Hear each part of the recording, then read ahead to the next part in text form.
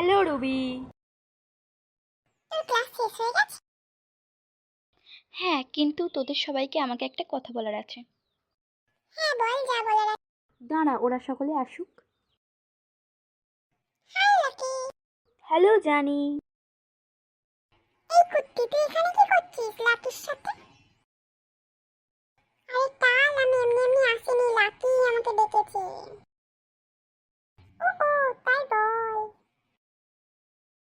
ওকে ওকে, তোরা এবার ঝগড়া থামাতো।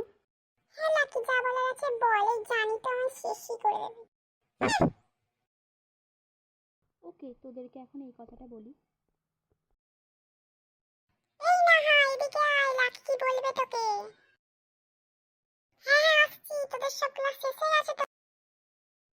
হ্যাঁ লাকি বল, যা বলার আছে।